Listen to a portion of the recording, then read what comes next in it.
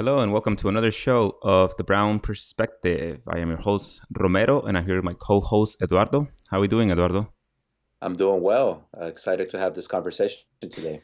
Yeah, we have a pretty interesting conversation today. It's pretty close to home, too, because me being originally from Los Angeles and then you having moved to LA in the last few years, we're going to cover the topic of gentrification. And Yes. there's so many different angles to this. There's so much going on. I think let I want to focus on just a general overview of gentrification, some of the neighborhoods, and then we'll get a little bit into, in particular, we'll get a little bit into Boyle Heights because I think that's the one get, that's the neighborhood that has created the most controversy and the most noise around the protesters and so forth. So there's a lot to discuss there. But before we get there, why don't you give us a quick definition about just the overview of gentrification? Yes, and I think gentrification is one of those terms that is now part of the normal dialogue. So we all, in part because of the stories coming out on Boyle Heights and other communities that are facing it. But as you pulled up the links page, gentrification being defined as the process of renovating deteriorated urban neighborhoods by means of influx or more affluent people. And obviously, this what this means is that oftentimes you have people coming in or coming back, after the 1960s when there, or even before, when after World War II, when there was the white flight to the suburbs. Obviously, a lot of these communities were left in disarray. There were riots. There was the civil rights arrest and all of the discrimination also that happened. I think we cannot lose sight of the historical reasons why certain neighborhoods are segregated and why people live in certain places. But obviously, now that there is a turn back to the city, there's a lot of these neighborhoods that have beautiful homes that are close to the metro, that are close to downtown, where people really want to live. And part of it too is, people are getting older, their kids are in school or no longer young, so they want to be at a place where they can enjoy the different amenities. So nice restaurants, art galleries, movie theaters, all those things. So I think that's where you have when gentrification is happening, it's basically you feel that the people who have been there who struggled through when that neighborhood was either a lot of violence or dilapidated. That's a hard word to say. Um, they feel that now you have people coming in and really transforming the neighborhood, and those legacy residents don't get to enjoy the new community, the new perks, the new investments. So I think that's why gentrification is such a flashpoint. And to your point, I think Boyle Heights is the perfect example of that. Although there are other neighborhoods here in LA that are experiencing that effect, that phenomenon. And this is something that has been happening for quite a while. The gentrification, just so that we put it out there, gentrification is not something new. It's a new iteration of essentially money moving in to an area Hmm. and displacing those that are powerless. And it's been happening for a long time in different forms. Even here in LA, we have the incident in the when Dodger Stadium was built, and they kicked Yeah. out a whole bunch of predominantly Mexican American community from that area to displace them. The government used eminent domain and got rid of them. And I'm, I don't. I'm pretty sure they didn't compensate them accordingly, and that's a lot of the times that's a big problem, right? And so yeah, we're just seeing a different iteration of it, and now gentrification has come to LA. Well, it's been happening for a long time, and there's certain neighborhoods that happened before Boyle Heights, and it happened in San Francisco. It started happening in San Francisco to a more extreme degree even before here, and we don't know if San Francisco is the blueprint of what's going to happen here in LA eventually because we're still Mm. in the process of this whole area getting gentrified. So Yeah. On that note, why don't we just give a quick overview of some of the neighborhoods? So let me just pull up Los Angeles map. Yeah, and I think the other nice thing about you and I is that, you lived in New York, so we also have that perspective of seeing that same phenomenon play out in those cities. But I think here in LA, um, it's it's interesting because here you do have a Latino community who has been here longer, who has been more politically active than other places. So, East LA, Boyle Heights are the areas of the birthplace of the Chicano movement. So I think there's a history for of civil of civil activism and wanting to address some of the injustices taking place in your own community. Yeah. Uh, there seems to be a little technical difficulty. I don't know if you noticed the screen went a little bit dimmer. So I did. yeah, I thought it was just this, but it's not. So I think we'll power through it like this. Should be okay. So here you have the greater LA area, and for those that don't live in LA, so this is um, you have something like East Los Angeles, and here's East LA, Coast. where this is really the downtown Los Angeles. But Hmm. then you have all these other neighborhoods around here, and as you mentioned earlier, early on because of discriminatory policies or because of other forces, economic forces, certain communities ended up living, or certain groups of people ended up living in certain communities. You end up with East Los Angeles, which is now predominantly Mexican, but there were different waves of immigrants that went through there as well, especially Boyle Heights. And then Italians, Jewish, I think Japanese. yeah, the latest one was I think before Mexicans it was Jewish, and then Hmm. but before that there had been others, and then uh, like you mentioned earlier, because of the discriminatory policies, you end up with neighborhoods over here in West LA, close to Santa Monica, where if you go into Santa Monica here on the 405, there's an area called Little Japantown. You can go there and you can get there's a ramen restaurants, and you can get great ramen, and it's a whole like maybe 2 blocks where you have nothing but Japanese restaurants.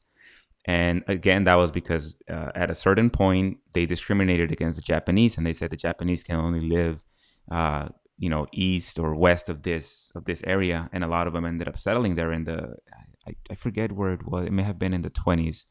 Um, that date. Obviously, we'd have to look it up, but it happened some time ago.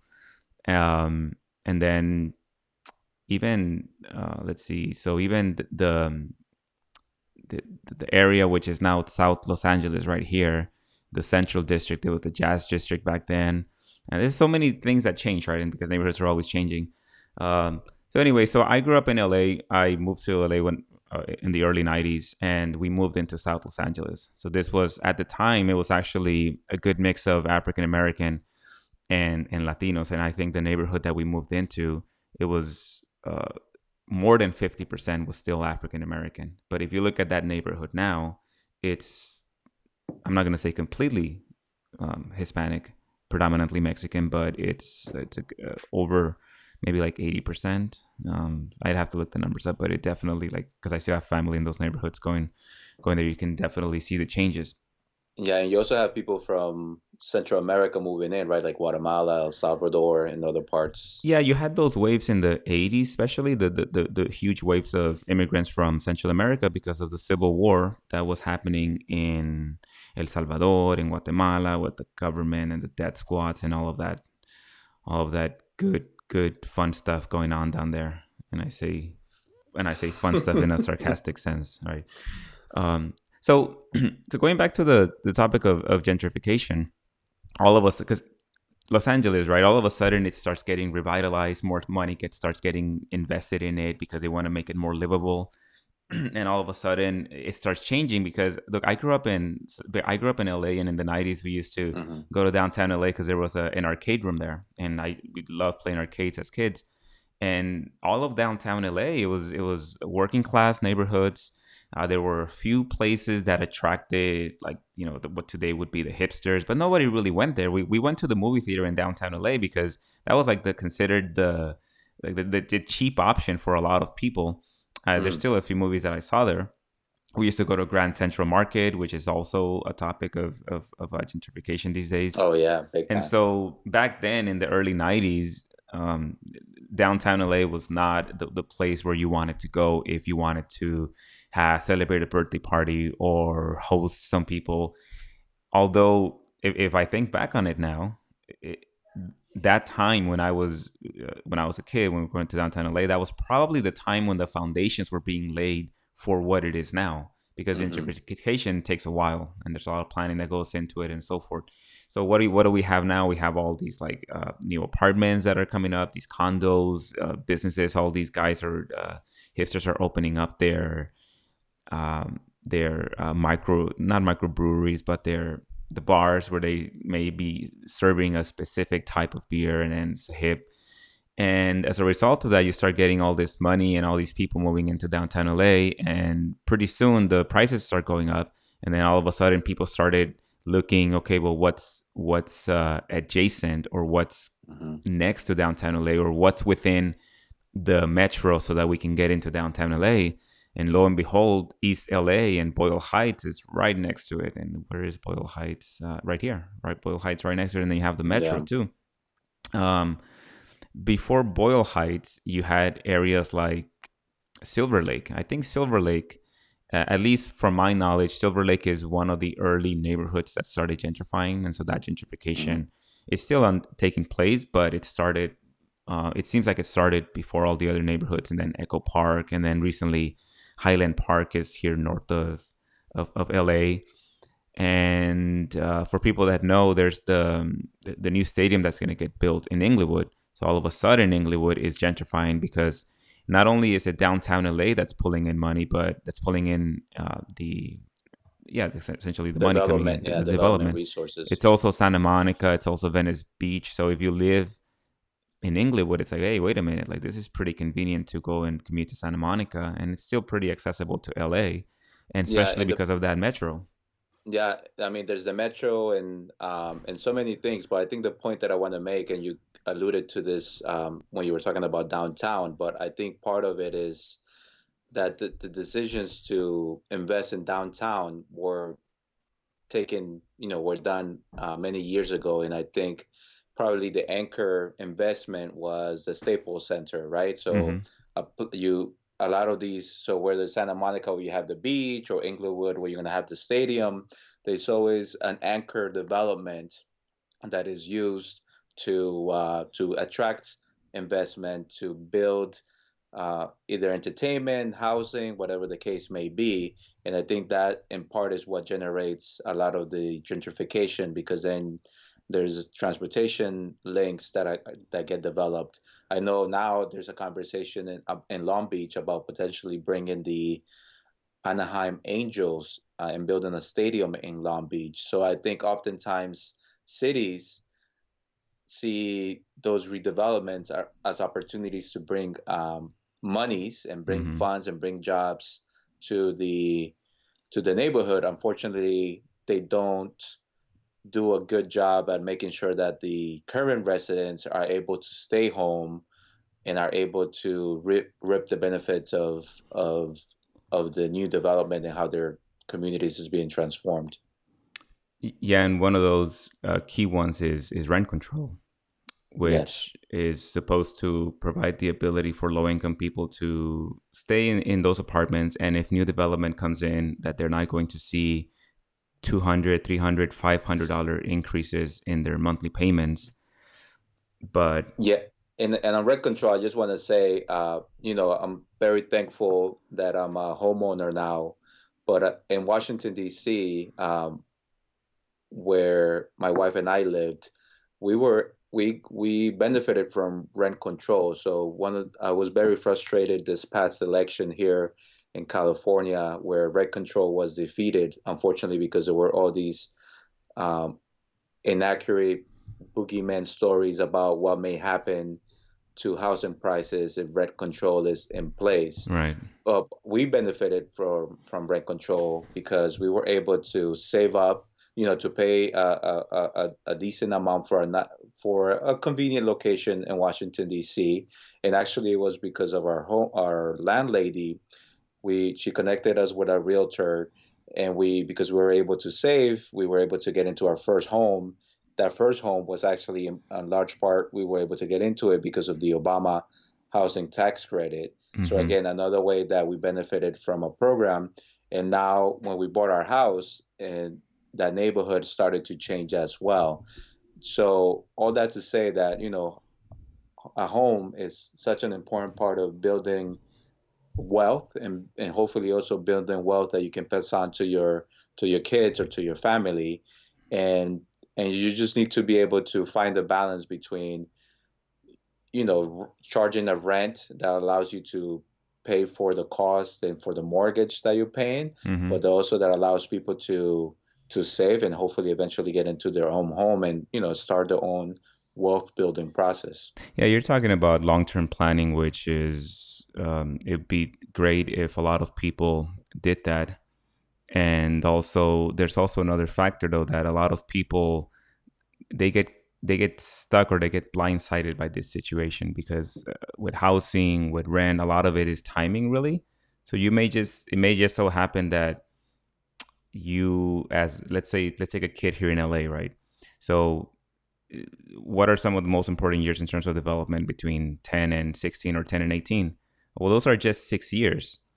And if those happen to be the 6 years when your family had to move to an apartment that they could afford, and then all of a sudden the rent increased by $500 because there was no rent control and you got kicked out and you had to go through some type of, however disruptive that may have been to you going through that experience, and maybe if it happened multiple times, and that's something that it's a little hard because even though the family may have had a long term plan to essentially move out of that and buy a house, it was just bad timing. It was just through no fault of their own they get displaced, right? So a lot of when it comes to a lot of these things, sometimes it is timing, and so sometimes it is going to be outside of people's control. So we just have to acknowledge that, and try to like discuss it and see and try to dissect it and inspect that from those different angles.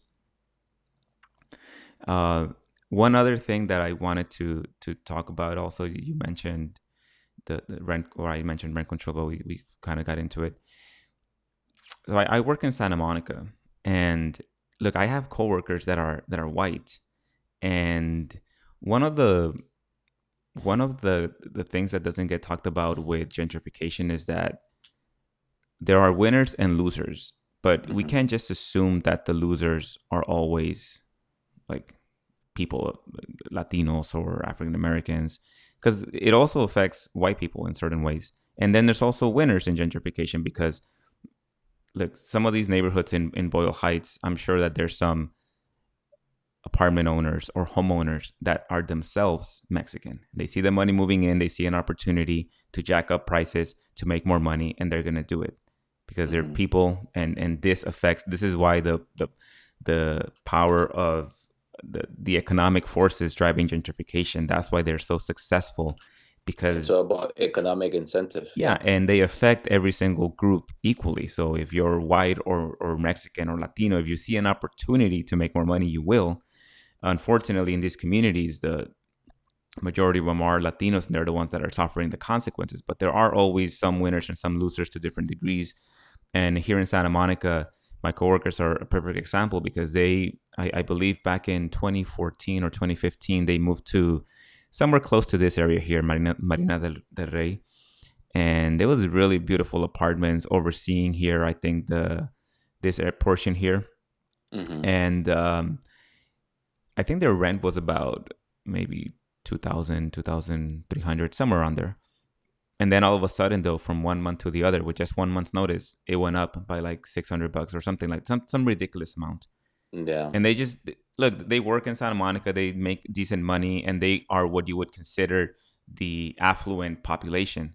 But they got kicked out. Well, they didn't really get kicked out. They were forced to move because they weren't going to pay 3,000 or however much more it was just to live there. So Yeah. they look. I'm not saying pobrecitos. Look at them. They ended up moving back to Santa Monica, which is not such a bad deal. But other people get pushed out too as a result of this. It's just that people with more opportunities or more options will generally land in a good place. They're not going to Hmm. get left out on the street or have to move out of LA altogether.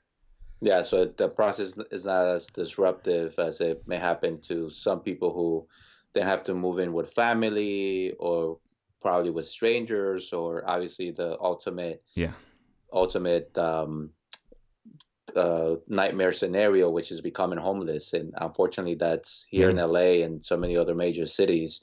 You see homelessness and you see families and people who unfortunately fell through the cracks of the system and are now homeless, and in large part because they just can't afford their rents and everything else that they need to buy in order to have a decent life in this city.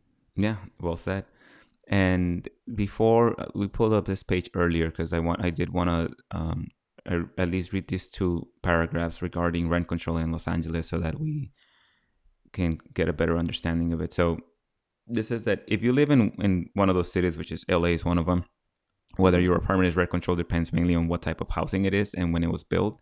Single family homes are almost never subject to rent control, though they are in rare cases in Santa Monica and West Hollywood. Duplexes, triplexes, and apartment buildings, on the other hand, are fair game. And then also the date of construction also matters. So in Los Angeles, only buildings that were built and occupied before October 1st, 1978 have rent control restrictions.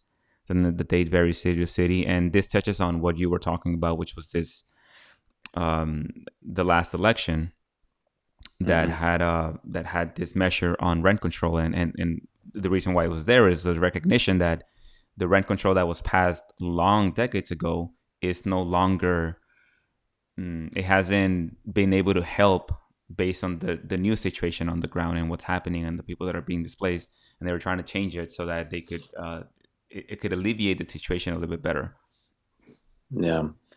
and didn't pass. So anyway, so this is how you end up with places in LA where not everyone is afforded the same the same protections that you have under rent control. And I think also there's certain rules around also when people move in and move out, and also retrofitting that's done on the buildings also, so that it no longer allows them to qualify for rent control. So there's all these like loopholes that eventually allow a landlord of a building of a home to be able to increase the price. All right, so Yeah, and the good thing is, I know actually just last week or the week before, and for folks who are not from or who have not lived in LA, and I've been here for a little bit over 3 years, so I'm learning a lot. But so you have within the LA County, you have a lot of unincorporated cities or unincorporated communities. So actually, East LA is one of those unincorporated cities or areas, communities within LA County, which also has 88 incorporated cities. So you have Los Angeles, Santa Monica, etc. So those are cities that have their own city council and council members who make decisions on the city. But for the unincorporated parts of the county, you have the board of supervisors. They call them the five kings and queens of LA County because of the large amount of resources and the large geography that they oversee. But the point being that though that the LA County Board of Supervisors is the entity that makes rules and regulations for unincorporated cities. And just last week, they extended rent control in unincorporated communities, and I think they capped the increases of rent at 3%, which I think it's a number that it's around. It sounds a lot fairer than some of the rates that have been occurring just because of the natural incentive that some landlords have to increasing rent based on demand and other phenomenon. yeah, and that's good because it'll slow down the process of gentrification, and so it will allow the neighborhoods to take on a new form and maybe become a hybrid of what they Hmm. currently are, and then bring in new people, new backgrounds, and new businesses and so forth, and then just turn it into a mesh and turn it into a nice hybrid that you see. For example, I think if you were to go to um, Grand Central Market right now, it's going through that process because now you have affluent white hipsters going there to celebrate their birthdays, and you go in there and you have these hipster places that sell barbacoa or sell Mexican food now, but you also have the traditional stands that are still doing the traditional Mexican food. And then so you have a good mix. You have working class there, and then you have all the hipsters, and it's busy. Yeah. It's always been busy, but you go in there and it looks new, but it still looks somewhat familiar because when I used to work in downtown LA when I was in high school, I had an internship there, and even back then, it attracted the business crowd. So there was Hmm. always a good amount of foot traffic there. And it was always somewhat diverse. But it was the shops were predominantly owned by the local residents, and it was predominantly Latinos. But now it's changed. But so I went in, and it was a big difference. It was a huge change in terms of like the people there and so forth. But there was still some familiarity. I still saw families eating there from the neighborhoods, and I'm hoping that it can stay that way. But Yeah. it, like I said before, I'm someone that just looks at this and I see, okay, if there's money that's being pushed in, regardless of what the interests are, and the places are going to change, and LA is going to change. We already know the housing situation in LA. Prices are a bit out of control. A lot of people can't afford to live in LA, so they start moving out, and that's all across Los Angeles. That's just not, well, mainly across anything that's within this area here that's close to LA, Santa Monica. You have to really go really far east to start getting more reasonable prices for homes. Yeah. And I think on the point, and I love what you're saying because I think ultimately that's what the ideal community is. We have a mix of people, of socioeconomic classes, of housing options for people who can own, rent, whatever the case may be. But I think I know when we say hipsters, we say, we think of Anglo white folks. But the reality is that as professional Latinos, we enjoy the benefits of hipster culture. So we enjoy going to the nice boutique restaurants or the bars. And obviously we also value the diversity, and we also value going to a place that is Latino owned or person of color owned, and that still is able to provide an authentic experience, but they also have nice decorations and all those things. So I think for us, also realizing that as a consumer group and as consumers, we enjoy those types of places, right? Because we want to have the type of places where we can go and celebrate birthdays and have a good time, and also, but we also want that culture. So I think that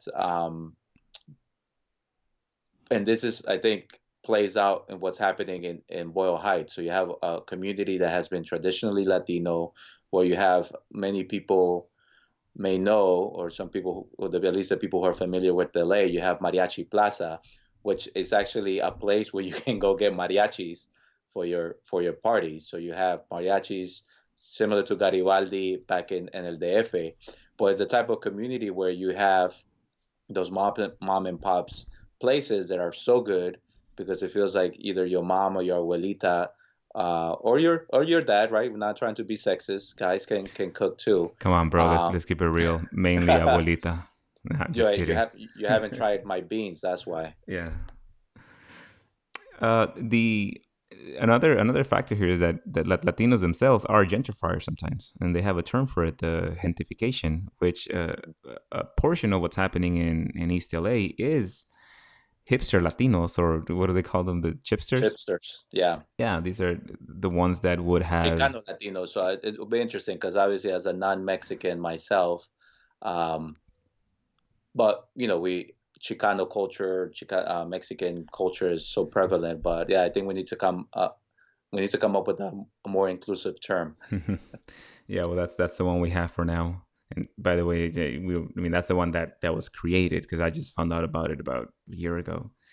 Mm. And but the term gentrification has been out there for a while, and it obviously it came up because of Latinos, young Latinos, opening up businesses in these hip places in East LA, and they're probably some of the first ones that started making it a bit hip, or at least like that started making it more appealing for people to say, hey, these neighborhoods are actually like I could see ourselves living here. Another factor, I'll just touch on it briefly because I do want to get into the whole the protests in Boyle Heights. LA used to be gangland. LA in the 90s was a place that these hipsters would not have wanted to live. You got to give some credit to these gentrifiers because look, I went to downtown LA a few weeks ago and these guys opened up a bar in Skid Row, like Hmm. literally right next to it. And you have to have a certain level of stomach for risk taking and some courage to go in there and open up those places, even if even like, say all the bad stuff about them, that they're going to change the neighborhood and displace people and stuff, but it's still you have to acknowledge that it takes a lot of courage to do that. And so, but these guys would not have come into LA in the early 90s based on the way that gang violence was, because Hmm. people don't realize that gangs extort businesses, and some of this stuff may still be happening in some areas.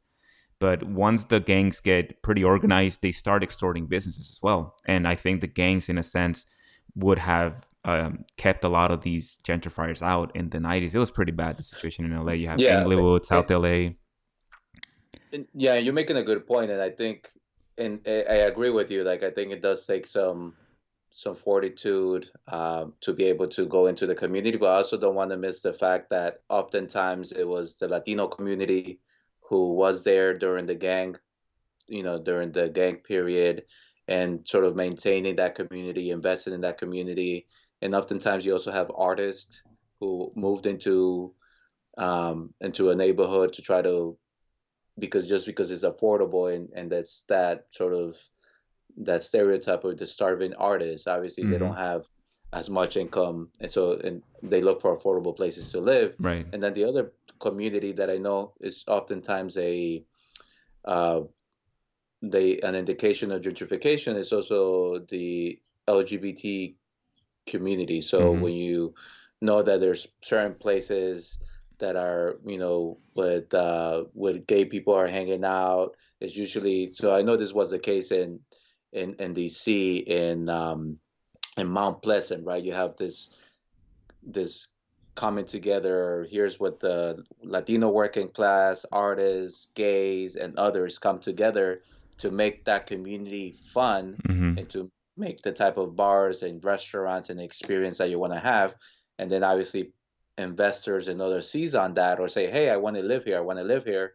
And then eventually they get gentrified, or you have the type of places that you're talking about, they get moved in. So I just wanted to make sure that there was a sense for it, like all of the little steps that are taken Yeah. before like the big hipster bar or bowling lane or whatever comes in to your neighborhood. Oh yeah, totally. And that was the point that I wanted to make with the gangs, is that back then in the 90s, it, it couldn't have happened, but now this confluence of events came together so that as a process of the community response really to gangs, because it would I'm not sure if you're familiar with the guy that was recently killed, Nipsey Hussle. And Oh so yes. when they killed, Well, not as familiar as I am now, and I think yeah. it's a shame that because of his death, all this is coming out. But it's been pretty amazing to see his commitment to reinvesting in his Exactly. community. Right. So as a result of that, because he was pretty active in the community and trying to empower his own community, and not just African Americans but also Latinos, because as a result of his death, it created a lot of conversation around him and around what he was doing. And I learned a lot from it because they brought in a lot of law enforcement, that because they were saying, was this gang related? Are we having a problem with gangs again? And if you listen to some of that coverage, what you get from it is that it was a concerted effort in the maybe mid or early 90s to start using different tactics to try to fight the gang problem. And it involved the community, it involved law enforcement, and all these like different people having the will to try to change the gang culture. And Hmm. so as a result of that, you have now places, you have the modern LA where you still have pockets of gang violence, but for the most part, these hipsters, if they go to a neighborhood like Inglewood, if they go to Huntington Park, if they go to even South Los Angeles, they're not seeing gang activity the way that they would have seen it in the 90s. What they see is they see working class Latino or African American and immigrant communities that are actually safe. um, they're just working class neighborhoods, and then they go in there and say, "Wait a minute, like, hey, this is pretty cool, and it's only this far away from downtown LA. I could see myself living here." And Hmm. that also is driving the factor that the gangs were essentially, um, the gang activity was reduced, and a lot of it is again because of the community and law enforcement that played a big part in that. Yeah, Uh, community policing, and I think a lot of that is so. I mean, it's community policing and the phenomenon of having police walk the streets and build relationships with the communities where they're in. But I think the other factor that's important is the community itself taking ownership. And yes, of course, it's not easy to address a gang problem, but if you are coming together as a community and working closely with the police, if you see opportunities to invest and do community activities and the type of and retaking ownership of public spaces, or utilizing parks and things like that, with the places where the gangs and other people used to hang out, and sort of turning those back into the community. I think those are some of the ways that communities can be um, taken back, right? Reconquistadas. I'm trying to reclaimed, I think is a better word.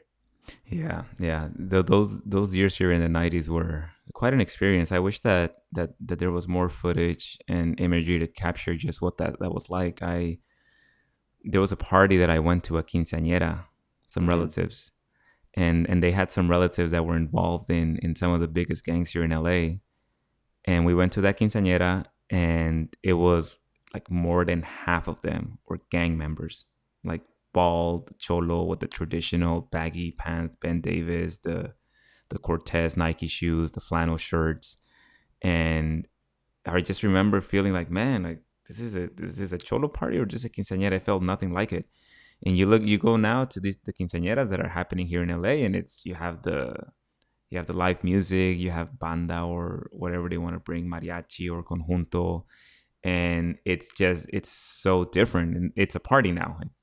But back then, you didn't even quinceañeras, which are like that's the one crowning, not necessarily achievement, but that's the one a ceremony that Mexican Americans value so much, and they put so much money into it. They blow like 10, 15, $20,000 to throw these parties. It's a And mini wedding. yeah, exactly. And back then they were filled with gang members, and that was completely out of their control because they happened to have a cousin or sometimes their own kids that were in that wedding, and they had no way to like prevent all these people from coming to their house. So anyway, let me get back on topic. So now we kind of went full circle. I think we talked about gentrification, we talked about the neighborhoods, we talked about kind of the processes that make it happen. So what about the ways to fight it now, and the ways that people are choosing to fight it? Because that's become central in Boyle Heights. Let me zoom in here a little bit to Boyle Heights, where it's happening, because you mentioned earlier, as a result of these communities that have been long established, they've been able to mount resistance to what they have seen as gentrification. And by the way, the forebearer or the harbinger, if you want to consider gentrification a bad thing, the harbinger of gentrification is when they start seeing these art galleries, which is something that I didn't know this until a few years ago, especially because of the what's happening in Boyle Heights. Once you start seeing the art galleries, then that's an indication to the neighborhoods that the next thing that follows is the coffee shops, and then next thing you know, like the next thing in the process. And so a lot of people started identifying that very early on in Boyle Heights, and then when they saw the art galleries, that's when they started protesting against them. So you have these groups that have formed against it. One of them is, I think, Unión de Vecinos has taken an active participation in Boyle Heights, but I think this is more of a community organization that has been here for a long time. But the focus, they turn some of their attention to this. They have a section for reclaiming neighborhoods, so they've taken a part in pushing back um, the gentrification process in or at least trying to make that process smoother. And this is what I think these guys are kind of up your alley when you're talking about empowering the community, getting them organized, helping them have like here these guys support renters' rights and so forth. There's the coalition. This is Boyle Heights Alianza Anti Art Washing y Desplazamiento. So they have all these statements that they've made against some of the, I think, the different, what they would see as different elements of gentrification. And they have this here, by the way, the acronym for them is BAD. And so this statement here is defend the hoods from LA to NYC solidarity fact sheet. So I clicked on this earlier. And so they have this statement here. So Laura Owen says that she's a printer based in Los Angeles. So I think this is a person that opened up a gallery in Boyle Heights. So what they're doing is they're telling you who this person is. And they're telling you who is backing this person and how is this person personally benefiting from opening up a gallery in Boyle Heights. And then who's the sponsor. And then, so what's happening? So more than a year ago, members of the Boyle Heights Alliance, name's too long, but let me say it because I don't want to disrespect their name. Defend Boyle Heights and Boyle Heights Alliance against art washing and displacement. Launched a boycott against all galleries in Boyle Heights and organized a series of public actions against a growing number of galleries in Boyle Heights, including 356 Mission. In July 2016, at the courtyard in Pico Aliso Public Housing, multiple generations of Boyle Heights residents spoke face-to-face to the staff of the galleries, including Ethan Swan, the manager of 356 Mission, asking them to leave. An official picket line was drawn in February 2017 during the Offensive Neoliberal Artist Political Action Network meeting, which was established by the Los Angeles art world elite. I'm just kind of giving you a sense of these groups and the efforts that they're doing to push back. And just quickly, there's Defend Boyle Heights as well. And so they've issued a statement. I think the one that there's various videos. If people were to go to YouTube and look at videos, there is this one video, and I think this one video even made it all the way to the Joe Rogan podcast because that's something that I came across because he commented on it. I'm gonna play this video a bit so we can watch it and then we can comment on it. But did you have? Is there anything that you want to get in before I play the video regarding these groups? No, I think that when you think of the arts, it's such a powerful vehicle, and I think that to me, there seems to be an opportunity to use art as a way to bridge the divide and bring the communities together. But I know that that may be difficult if there's just this adversarial relationship that gets established. So I think let's watch the video and we can talk more about that. Sure. So I'm going to play the beginning of it, and then there's a section that I do want to jump to regarding the confrontation between the activists and I believe is somebody that is employed or the owner of the gallery.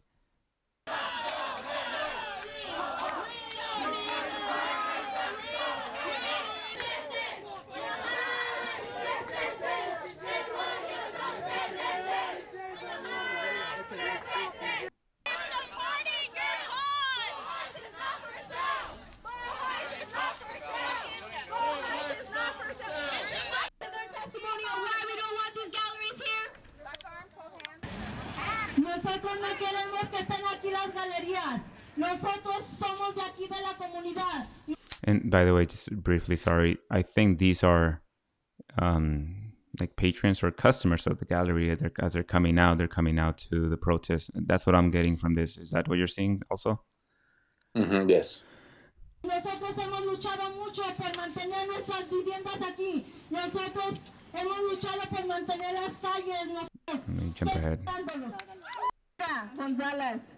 She has 40 years living here in this community in Pico Gardens. She has worked for the last 40 years against violence, improving her community. She's done it without development dollars, without funds.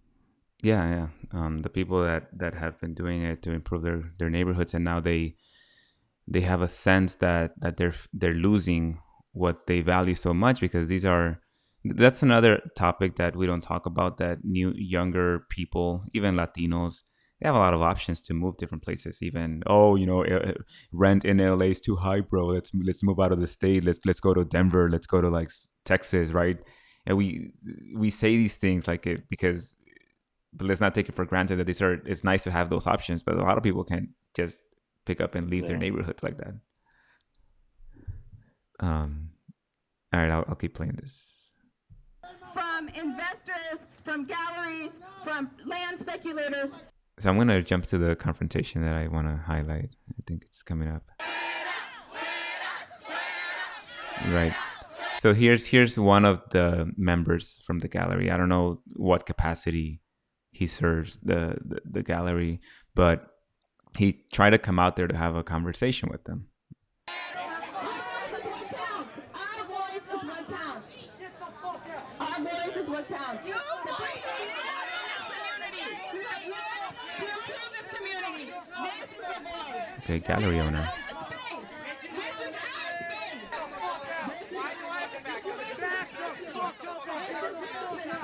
Peace.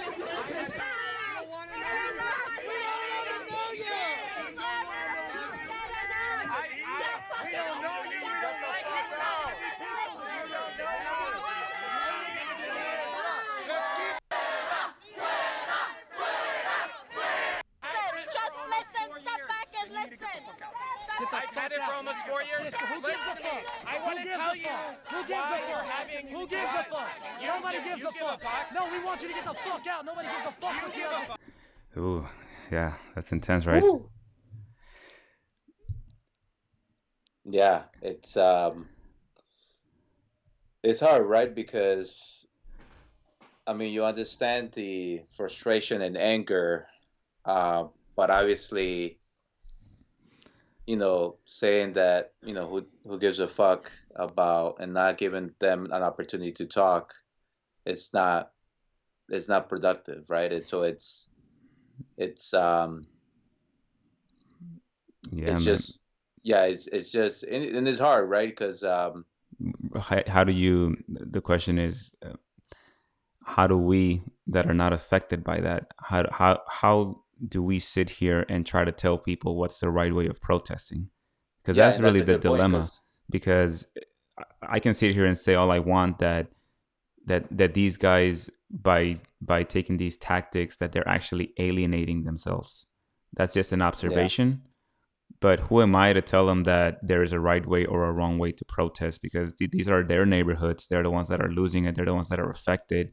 And at the end of the day, um, resistance of any form, maybe you need all these type of resistance. Maybe you need the aggressive guys so that the next person that's thinking about opening up a gallery says, "Ooh, that was pretty rough back that previous one." Even though we might criticize these tactics, they may be effective in discouraging the next person to go in there. Although Yeah, I mean, it did is it? alienate, right? So it's hard to kind of paint it as black and white. Yeah, it's existential to them, of course. So yeah, no, it's hard. It's hard, and I think to your point, yes, there's probably also the community reaction may follow the process of, you get angry and then you get to another phase. And to your point, maybe there is the negative reaction, the more angry reaction gives an opportunity for somebody to come and say, okay, let's calm down and let's negotiate. Let's come with a solution that makes sense for both parties, which is hard, right? So I think it's just, and I think to your point, it's just always going to be always in conflict management. There seems to be those who really are hurt and offended and they don't want to forgive, or they want to make sure that the other party really pays for what they did. And there's those who are a bit more, okay, what happened, it was bad, but let's try to get to a better place where we can coexist in this community. Yeah, and some of the other, it's not shown on the video, but apparently they wrote on the walls like, "We don't want your white art here." Like, obviously, you said, "Get the f out of here." Yeah, and it's interesting because obviously back in the day, it was Black and Latino and other people, and here in LA, Mexican Americans who experienced that anger from the whites, right? So in some ways, like how do you expect a community that has been oppressed through anger and violence to be nice to the oppressor? So I think that's something else that we need to consider. Yeah, yeah. There's that element of it too, because the fact of the matter is what they are doing in Boyle Heights could be considered discrimination, because they're saying we don't want your white art here. Therefore, we don't want white artists. We don't want white people here that bring their white art. It is, from a certain point of view, it's discrimination. But you have to take into what you said. You have to take the context into account. These are the communities that have, for generations, felt like they have been victims of discrimination, that they have not benefited from the structures that have been put in place that have benefited an entire group of the population. And this is how they interpret it and how it manifests itself. They don't want nothing to do with a segment of society that they perceive as coming in to further exploit them. Mm-hmm. But in the process, if for someone that's looking at this, it gives that's this is where this is really hard, because it's open to interpretation. Like, I can see this and I can see both sides, and I can kind of, it's tough. Yeah. I end up in limbo, because I don't really, it's hard for me to go one way or another. But somebody else that already has a bias, somebody that already says, screw these people, they're racist against whites, and now I'm white, Mm-hmm. and I feel like now reverse discrimination is a thing. They're gonna see this video and point to it and say, look, there's proof to you that Mexicans, that Latinos, that blacks, that they are using a form of reverse discrimination against us, and nobody tells them anything. Only when white people are perceived to be doing the discriminating is it a big racist um, mess made about it, or just a big, not I don't want to say mess, because that's negative, but somebody makes a big deal about it when it's white doing it. But Mm-hmm. when it's the other way around, everybody overlooks that. And so that's why this it's tricky situations here. No, yeah, and I think, and going back to, so, and yeah, and I think this is something that also comes up when this type of racial discrimination and discrimination comes up. It's like, from the, not from the white perspective, like, how, I was not part of the, like, it was my grandfather, my father who discriminated against you. It wasn't me as an individual, or, I grew up poor. And I think that's the whole thing of, like, re, you know, personally, people feeling that it's not fair for me to be blamed about all of these horrible things that happen to your communities because it was not me. On this other hand, obviously, they did benefit from the institutions, from the free labor, from Mm-hmm. everything that was set up to allow them to have the type of life and opportunities that allowed them to now have enough money and social capital to start an art gallery, um, and do that type of work. So I think this, it is a complicated conversation to have. And I think the other point is, like, the reason that they don't have to resort to those tactics is because they have resources, right? So they could potentially, they probably have relationships with the politicians, they have investors, they can wait, they have the resources to do other things, to buy more land, to displace people. So I think that's Yeah, and the other piece. They just, yeah, they that. have, well, you when you're an underdog, you sort of take some guerrilla tactics to try Mhm. to make your point across. Yeah, that's why I'm saying that I don't sit here and try to pretend like what's the best way to protest this. Um, the what I see all the time is just on both sides is this inability to really understand, to have a conversation like the one we're having, where we're trying to consider both points of view. It usually it veers or gravitates towards one or the other. Either you support the protest and you're completely against any form of changing in the neighborhood, which is completely unrealistic. Neighborhoods change all the time. Even that neighborhood that they're protecting was once Jewish. You know, what about all the Jewish people that didn't want to see it changed? Well, they couldn't help it because Mexicans were moving in, and it's to a certain point, to a certain extent, right? And then they decided to move out. It's really hard to get a conversation that tackles both of these things because, like you said, um, so the the people that are bringing in these galleries, yeah, they may feel like they have no connection to the past, to the grievances that these people are now expressing to them. But then at the same time, they should be aware that there is a structure, there is a system that if they go to the bank, if one of these artists that open up this gallery, let's assume that they didn't have financial backers that were providing them good incentives to open up these galleries. Let's just say that it's a hardworking white American that is an artist and he sees a good opportunity to open up a gallery in Boyle Heights because the rent is cheap, it's close to downtown LA and so forth.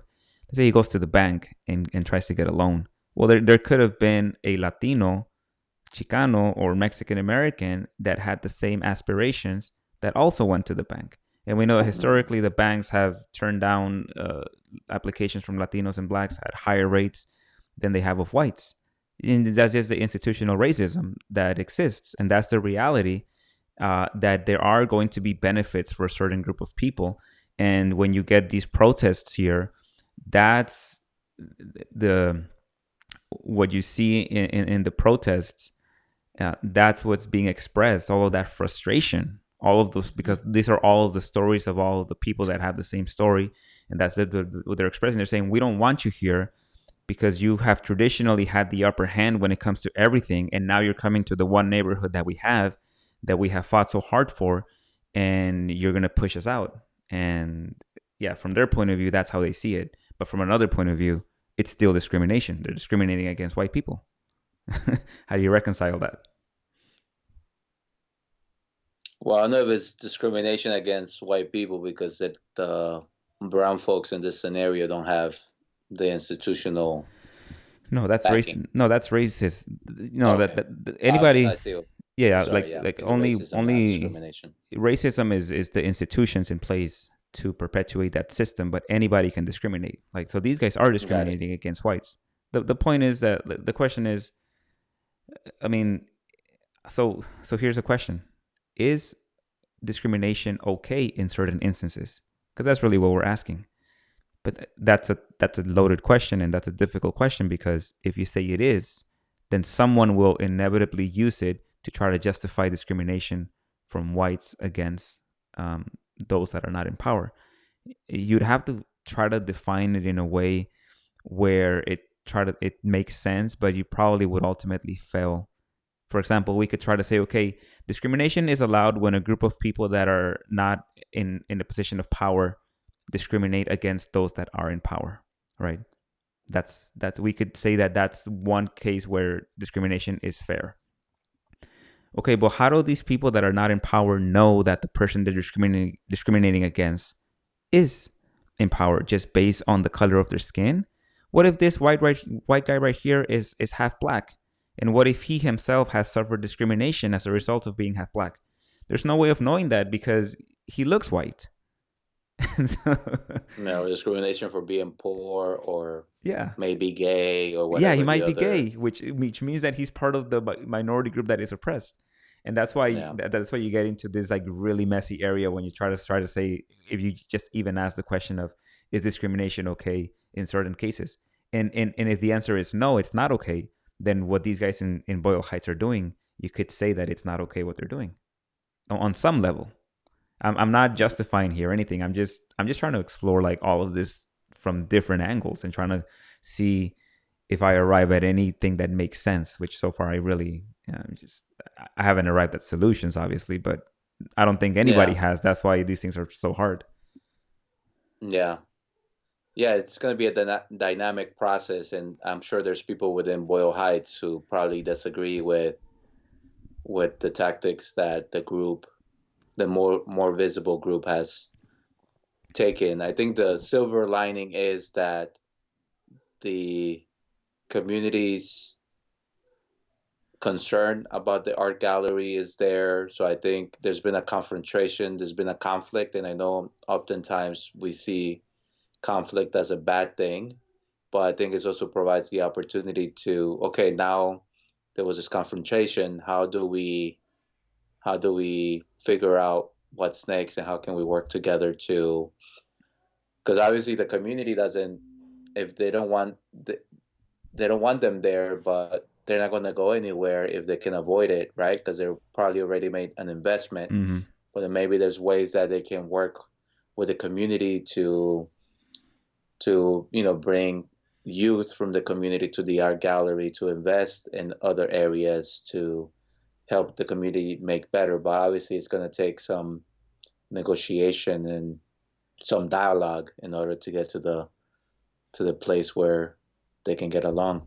Yeah, I agree with you. And for me, my my commentary on this, because I don't want to be someone that is just here pontificating and offering really no solution or something.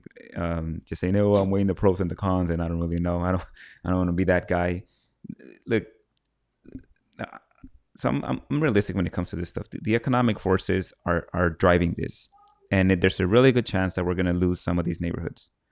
And so, if we do, we have to learn from this. And if we want to prevent this again from happening to our group of people, because again, this is like this shouldn't happen to a group of people, or even let me not even make it about the group. Let's make it more about people in general. Those are that not in power.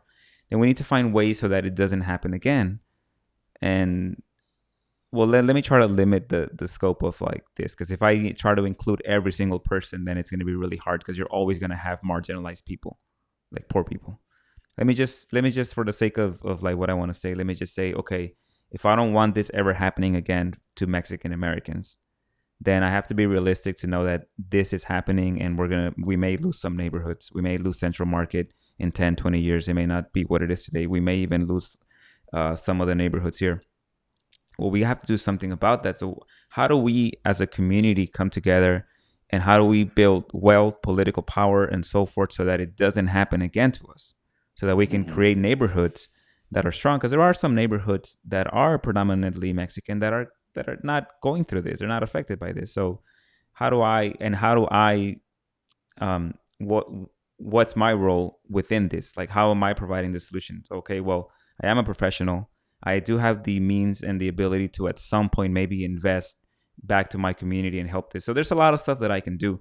But I think thinking long term and understanding that we may lose some neighborhoods, but that we have to work towards getting ourselves organized, getting our community educated even more than it already is, getting our young ones to college, getting them to become professionals, getting them to settle back into the neighborhoods and contribute. It's essentially what Nipsey Hussle was doing, I think, in a sense. Yeah. Like that's the best way to fight gentrification, because I think that once it comes to your neighborhood, it may already be too late. I think what they're doing in Boyle Hmm. Heights is valiant, and I think they are going to maybe slow it down or get some wins and push it back. But I think eventually what Boyle Heights is today may change in the next 10 to 20 years, because those economic forces are too strong, and they already have their sights set on Boyle Heights. Uh, Hopefully, we would see a hybrid, and maybe we can learn from Boyle Heights as to what's the best way to push back on it, and end up with a hybrid system that is still looks like it was, but it incorporates new elements. But again, that's a work in progress. We won't know until a few decades to see what ended up happening. Yeah. So I think it starts with conversations like this one, and helping people understand what's our own role and how we can help, um, as individuals, how we can prepare ourselves, how we can prepare our respective communities. And I think for me, it's not just about, and I know you wanted to limit it to Mexican Americans, but I think it is about everyone. I think everyone has the aspiration to get their own home, or maybe rent their home at an affordable house at an affordable price, and be able to have a place where they can be safe, happy, and spend time with their family or with their loved ones, or whatever it is that they want to do. So I think that is such an essential part of what everybody wants.